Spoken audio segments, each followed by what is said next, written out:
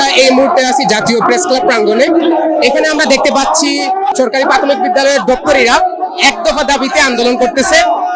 এখানে তাদের দাবি, তাদের চাকরিটা 2013 সালে হওয়ার পর থেকে তাদের চাকরিটা জাতীয়করণ হয় নাই। তাদের চাকরি জাতীয়করণের দাবিতে তারা আজকে এখানে একত্রিত হয়েছে এবং আমরা জানতে পেরেছি তাদের একটি প্রতিনিধি দল ভেতরে দেখা করতে গেছে এবং আমরা এখানে তাদের দাবিগুলো তাদের থেকে জানার চেষ্টা করব এবং তাদের সাথে কথা বলার চেষ্টা করব। আমাদের দাবি আমাদের চাকরি জাতীয়করণ করা এবং আমাদের বেতন বৈষম্য দূরকরণ। 24 ঘন্টার মধ্যে আমাদের দাবি যদি না মানা হয় আমরা রাস্তায় অবস্থা কর্মসূচি ঘোষণা করব।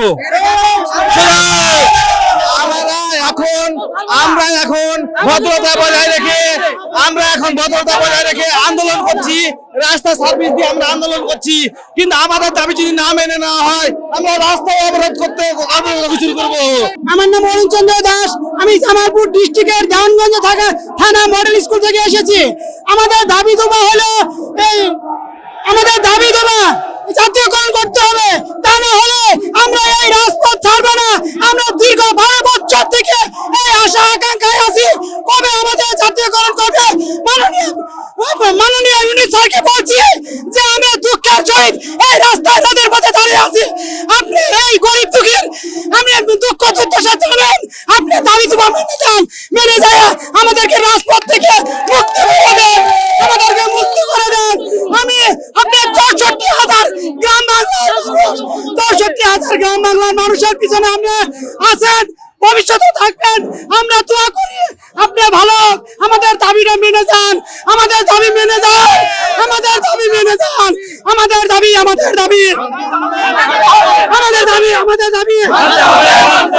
এক তো ভাই এক দাবি,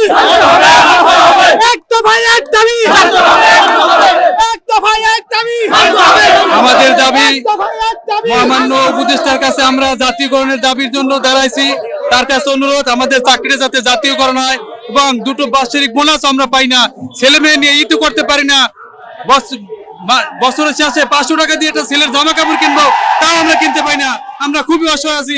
আমরা মাননীয় উপদেষ্টার কাছে, প্রধান উপদেষ্টার কাছে আমাদের চাকরি জাতীয়করণের অনুরোধ জানাচ্ছি। আমাদের কি অপরাধ? আমরা শিক্ষা ভাতা পাই না, আমরা ইনক্রিমেন্ট পাই না, আমরা বোনাস পাই না, আমরা কেন বৈষম্যের শিকার হব? আমার স্বাধীন বাংলায় 24 ঘন্টার ডিউটি, আমাদের জাতীয়করণ হয় না, আমাদের টাইম স্কেল পাই না। আমার চাকরি আজকে 12 বছর, সেখানে একটা টাইম স্কেল হওয়ার কথা, আজকে ডবল টাইম স্কেল হওয়ার কথা, একটা 8 বছর একটা 12 বছর। আমার শিক্ষা ভাতা হবে, সবাই শিক্ষা ভাতা পায়, আমি পাই না। সবাই বোনাস পায়, আমি পাই না। একটা পান দোকানে কর্মচারী বোনাস পায়, একটা কাপড়ের দোকানে কর্মচারী বোনাস পায়, সবাই বোনাস পায়। আমার অপরাধ কি?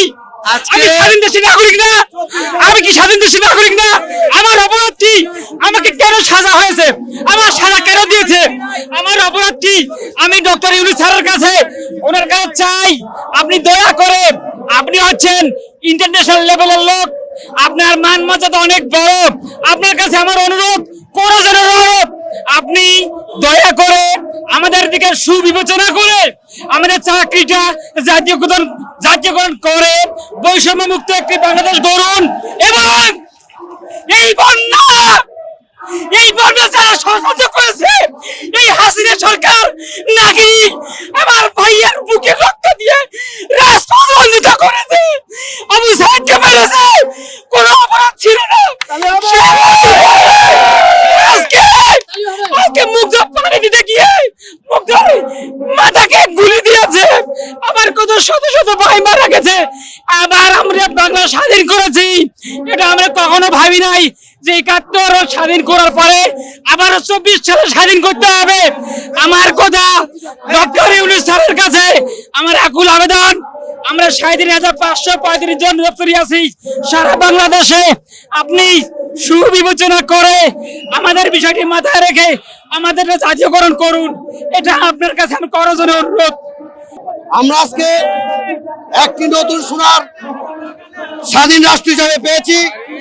আমরা 2013 সাল থেকে শুরু করে আমরা সারা বাংলাদেশের এই দপ্তরিরা যেমনি ভাবে নিপীড়নভাবে নির্যাতন হচ্ছে, এটা কোনো ভাষা প্রকাশ করা নয়।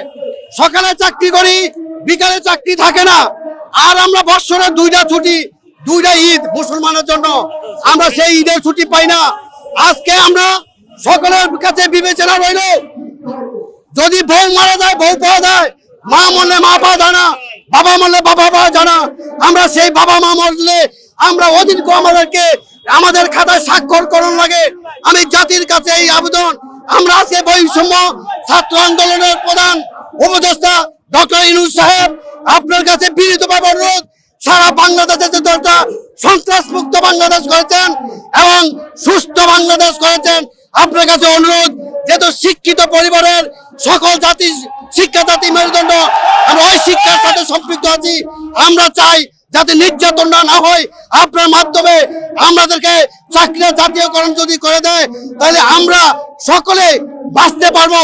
আর একটা কথা যে সারা বাংলাদেশে আমাদের অনেক সহকর্মী ভাই মারা গেছে, কিন্তু সেই সহকর্মী ভাইদের আমরা মিলাদ পড়াবো, সেই টাকাটা আমরা কোথা থেকে পাই নাই।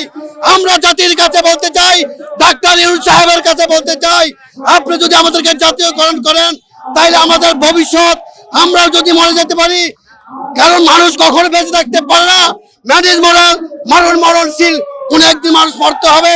যদি আপনারাও মরে যায় তাহলে আমাদের ছেলে সন্তান থাকে, তাহলে ওরা চারটা ডাল ভাত খাই যেতে পারবে। যদি আপনারা মরে যায় তাহলে আমাদের এই সন্তানের কার কাছে যাই হাত করবা, হাত জোড় করে ভিক্ষা চাইবে, ভিক্ষা দেওয়ার মতো কেমন নাই। কারণ হচ্ছে যেহেতু আমরা একটা চাকরি করি, অন্যের কাছে যদি ভিক্ষা চায় তাহলে ভিক্ষাও দেবে না। আমি মাননীয় আজকে প্রধান উপদেষ্টার কাছে বিনীতভাবে অনুরোধ, আমরা যেন আমাদের চাকরি যদি জাতীয়করণ করেন, সারা বাংলাদেশে 38,000 লোক আছে, এর লগে আমার পিতা মাতা আছে, ভাই বোন আছে, আপনার নামে আপনার সহিতে হজ করণ লাগতো না। আমরা যদি নামাজ পড়ে দোয়া করি, আমরা এখানে হজ করতে পারবেন ইনশাআল্লাহ। এই কথা ব্যক্ত করে আজকে বাংলাদেশের বৈষম্য আন্দোলনের সুস্থ যেতে একটা রেজাল্ট দিয়েছেন, আমরা চাই আমাদেরকে একটা রেজাল্ট দিয়া আমাদেরকে বাড়ি ফিরে দিবেন, এই আশা ব্যক্ত করে আজকের মতো আমি কথা শেষ করছি। দর্শকবৃন্দ, আমরা তাদের সাথে কথা বলে জানতে পারলাম তারা হচ্ছে প্রাথমিক বিদ্যালয়ের দপ্তরি কাম প্রহরী এবং তাদেরকে ডিউটি করতে হয় পুরো 24 ঘন্টা। তো তারা তাদের চাকরি জাতীয়করণের দাবিতে আজকে এখানে একত্রিত হয়েছে এবং তাদের দাবি মানা না হলে তারা রাজপথে অবস্থান করবেন বলে আমাদের জানিয়েছেন।